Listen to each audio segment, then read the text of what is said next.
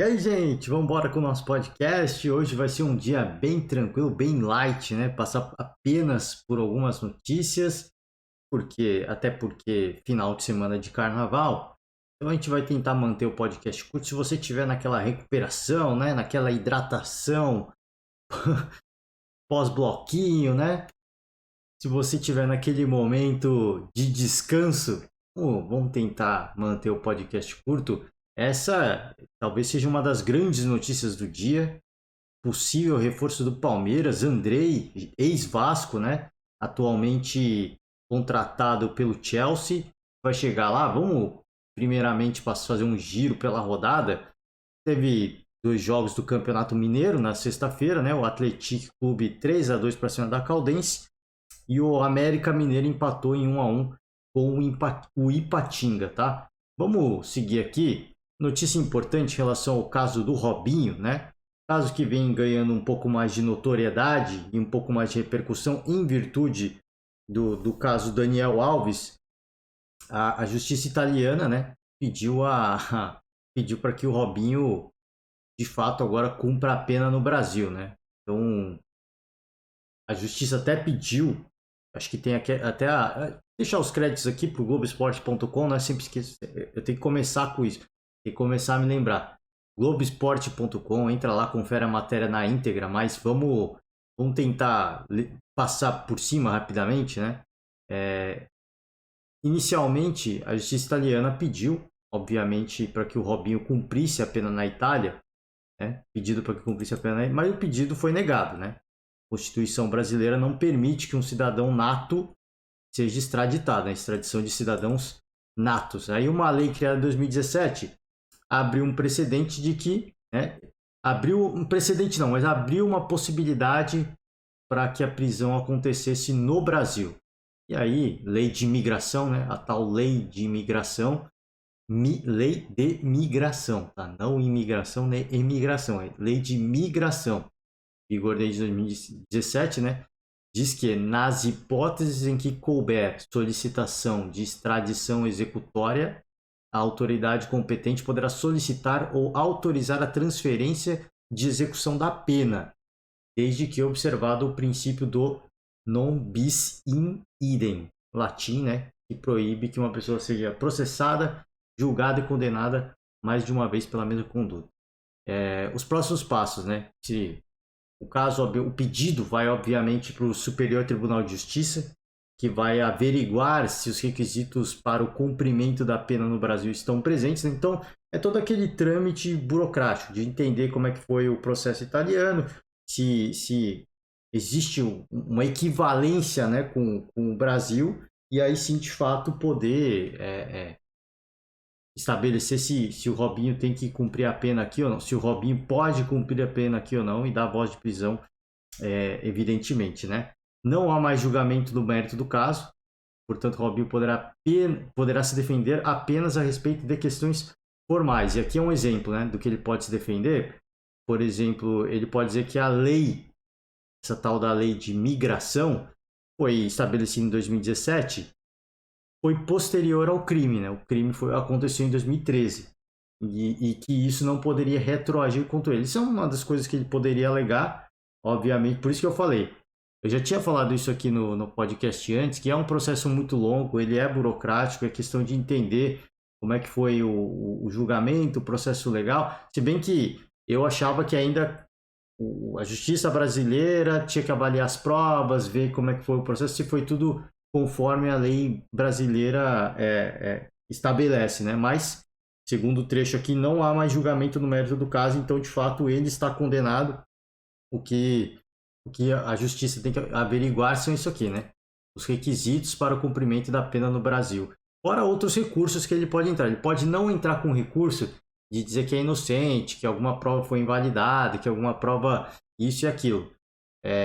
Usar esse tipo de argumento. O que ele pode usar são outros argumentos técnicos, né, em relação a essa lei. Então a gente, obviamente, vai acompanhar. Esse caso ele é muito inflado, vou repetir, pelo caso Daniel Alves. Eu acho que a justiça italiana vendo essa movimentação da justiça espanhola, vamos, né, aproveitar que um caso está ganhando muita repercussão, e tentar, né, fazer com que o Robinho cumpra pelo menos a pena no Brasil. Eu acho muito difícil, tá? Se vocês, assim, minha opinião vale muito pouco, mas se vale deixar minha opinião, acho muito difícil que isso aconteça.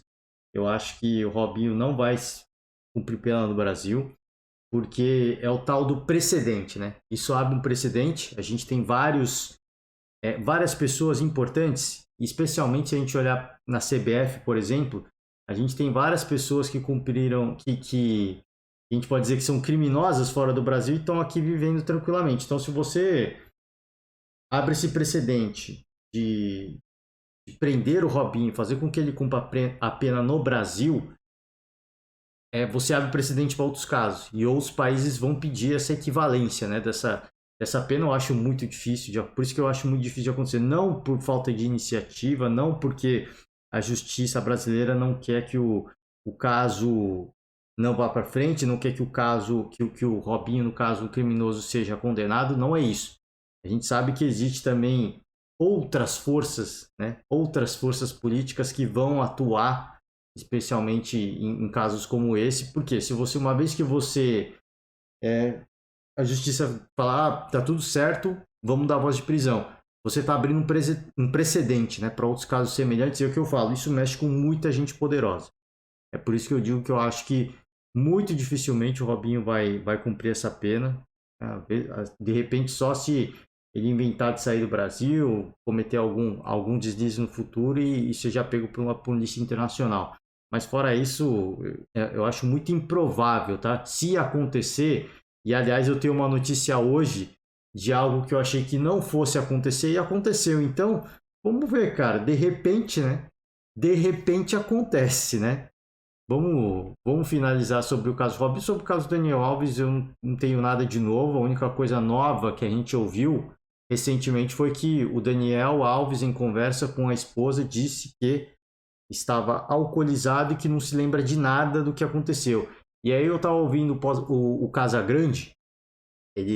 Casagrande sempre tem opiniões muito fortes, né, em relação a tudo. Ele não é, eu não digo que são opiniões fortes, para algumas as pessoas podem achar que são opiniões fortes.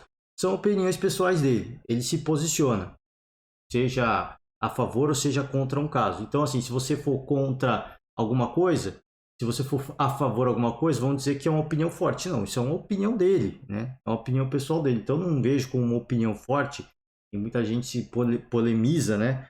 Mas uma coisa que o Casagrande falou e eu concordo é: se ele não se lembra de nada, isso não foi declaração, foi supostamente, hein? Tô falando que é supostamente uma conversa dele com a esposa dele, dizendo que não se lembrava de nada porque estava alcoolizado, né? Se ele não se lembrava de nada, por que existem tantas versões para o fato, né?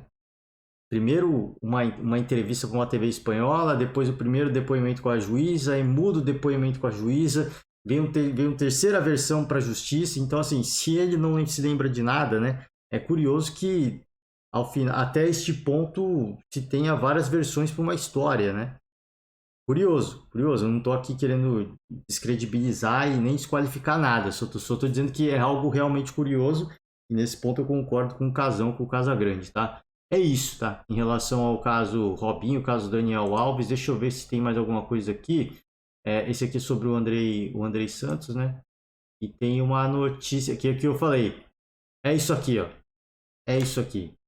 Verdão recebe indenização de torcedores que picharam os muros. Eu falei, quando a gente trouxe a notícia aqui de que a polícia tinha identificado, né, os baderneiros, né, os vândalos, disseram que iam cobrar esse valor de 1,9 mil reais de indenização dos torcedores, que foi o preço, né, para a pintura do muro. E eu falei, cara, isso não vai acontecer, né? Como é que você vai cobrar dos caras? Você chega lá, você está devendo 1.900 reais. Tudo bem, não vou pagar, não tenho esse dinheiro, como é que eu vou pagar, né? Então, na minha cabeça, eu falei, cara, vai receber uma notificação, vai entrar, se já não for réu primário, vai passar a ser réu primário, e um segundo acontecimento, a pessoa poderia até ir para prisão, os responsáveis, né? E a verdade é que os caras pagaram, né? Pagaram essa indenização, que coisa, né? Por isso que eu falei, cara, assim, tava falando do caso Robinho, eu acho difícil acontecer, mas de repente, né? Nunca se sabe, né? Nunca se sabe. Às vezes pode haver uma iniciativa do próprio governo federal, porque a gente sabe. E aí vai entrar no aspecto político, né? A gente sabe que o Robinho, ele ao longo do processo eleitoral, ele se manifestou favoravelmente ao então atual presidente Jair Bolsonaro. E aí esse governo, né, que querendo ou não é a oposição ao Bolsonaro, pode abraçar o caso, né? Tentar agilizar, fazer alguma coisa, e aí entraria em contextos políticos, né? Então vamos ver, cara. Assim, a gente obviamente vai aguardar e ver qual é o resultado, mas nesse caso fui surpreendido, hein?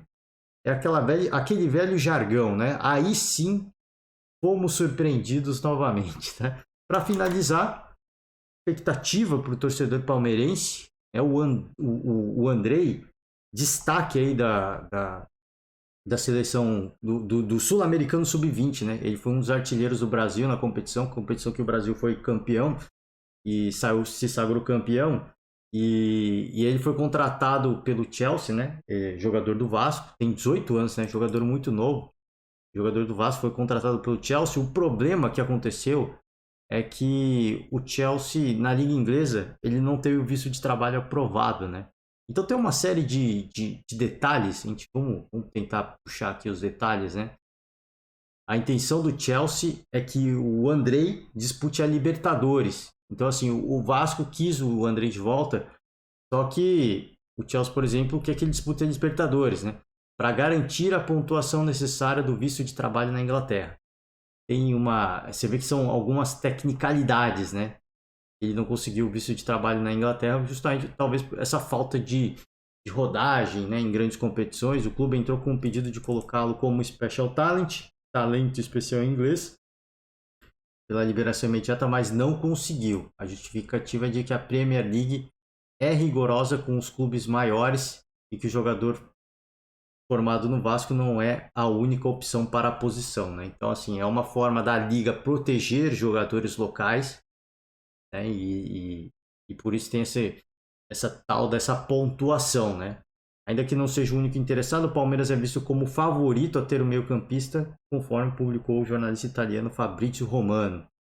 E o Palmeiras, obviamente, é um negócio que interessa, porque existe essa carência no meio-campo, né? A gente sempre fala, a gente falou muito da saída do Danilo, por exemplo, e eu disse aqui que para mim o Palmeiras não precisava ter pressa para contratar, mas é óbvio que precisa contratar, né? Eu falei que também não vou ser nebiano de falar numa competição, num campeonato tão longo, você dizer que não vai precisar de um atleta para posição, ainda mais um atleta que venha para ficar, que seja uma realidade, que não venha para.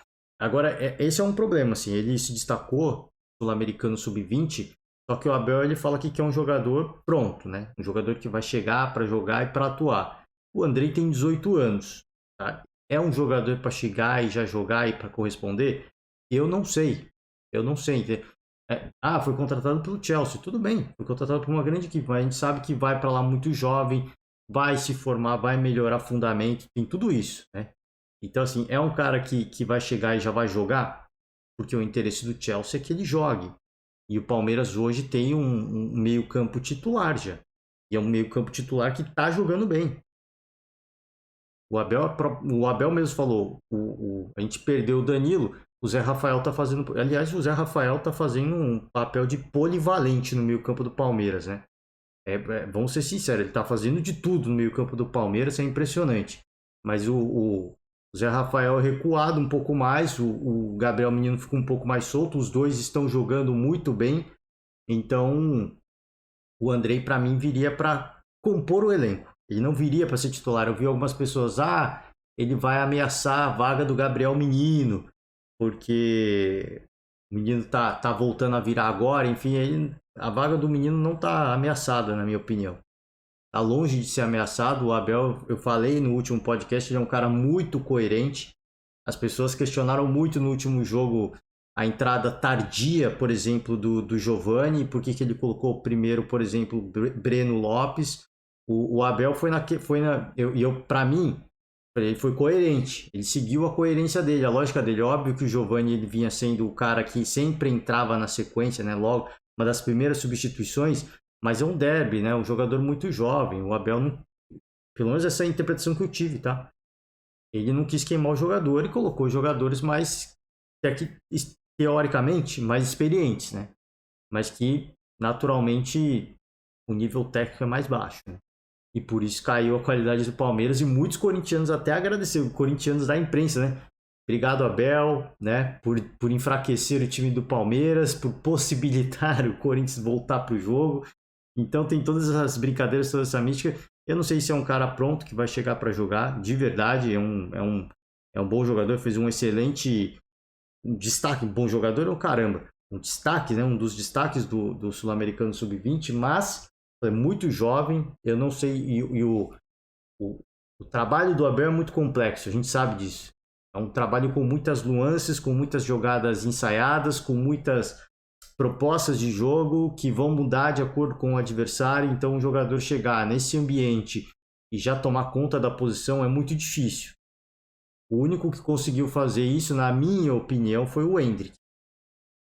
O Endrick, ele chegou, ele treinou algumas vezes com um profissional, mas ele treinou muito pouco. E aí o Abel, ele meio que vem nesse fervor, pô, venda pro Real Madrid e tal. Sondagem do Real Madrid, torcedor pedindo, eu acho que o Abel até acelerou a entrada do Endrick, porque, pô, vai ficar pouco tempo no Brasil, o torcedor tá pedindo, vamos quebrar essa, vamos ver como o moleque se comporta, e que se comportou muito bem. Final do ano passado, né? O Giovani, para mim, é mais velho, mais experiente, tem mais casca, e ele tá muito mais tempo treinando com o elenco principal do Palmeiras, né? Vários jogadores da base compõem, né? A equipe o plantel palmeirense, especialmente nos treinos, né? Então o Giovani, para mim, ele tá um pouco mais ambientado nessa ideia de jogo do Abel. O Endrick estava um pouco mais cru, na minha opinião. Talvez possa estar enganado, mas eu acho que o Endrick, ele chegou e tomou conta da posição e cumpriu muito bem o papel tático dele, e ele vem cumprindo essa temporada também. Há um ruído muito leve de alguns torcedores que estão nessa ansiedade, não é crítica, nessa ansiedade do Endrick fazer o gol no Campeonato Paulista. Só que o que o Endrick vem contribuindo dentro de campo é impressionante. Contra o Corinthians ele jogou muito já. E ele vem jogando vários jogos em sequência. Ele vem mantendo essa regularidade de bons jogos, tá? Só que ele não tá fazendo gol. Ele tá participando do jogo. Tomando falta, tomando pênalti, driblando, chamando a marcação, colocando um companheiro livre. Ele tá fazendo de tudo. Ele só não fez o gol dele ainda. Por quê? Também é um cara avisado, né? Pô, tomar um gol de um cara de um moleque de 16 anos, aí é humilhação, né? Aí é uma sacanagem. Então também existe essa mobilização, né? Do adversário de, pô, não dá, cara. Tomar gol do Rony a gente aceita. Agora do Endrick é sacanagem, né? Não porque o Endrick é ruim, é porque o moleque só tem 16 anos. Então, vamos fazer uma marca. E aí, nessa de que eu falei, o Endrick chama a marcação, chama a atenção da marcação, não vamos tomar gol de um cara de 16 anos, fica nessa de participar muito do jogo, mas ele mesmo não faz o gol dele. Então ele vem atuando muito bem. E sair do assunto Andrei, né? Só tô explicando, só tô colocando no contexto que assim, o Abel tem um time titular pronto já. O Andrei viria para cumprir o elenco e ele teria que entender também a forma de trabalho do Palmeiras, o que levaria ainda mais tempo. Ao que a gente ouve de notícia, ele ficaria até o final do ano. Inicialmente a ideia era ficar até o meio do ano, mas não faz sentido nenhum o atleta ficar até o meio. Aí uma concessãozinha aqui, uma concessãozinha lá, até o final do ano. Pode ficar até o final do ano. Então, vamos ver, cara. O Palmeiras é o favorito. Parece que já existe conversas avançadas entre o jogador e o Palmeiras. Talvez o Chelsea... Talvez não. Certamente pro Chelsea interessa muito ele jogar no Palmeiras. Um time que está na vitrine do campeonato...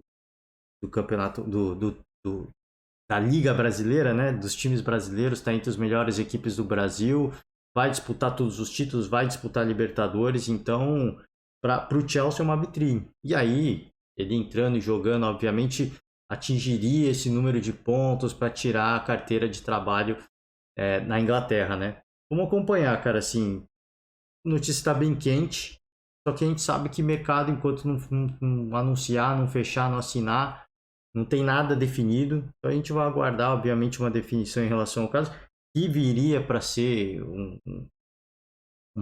que viria a ser uma boa contratação. Acho que sim.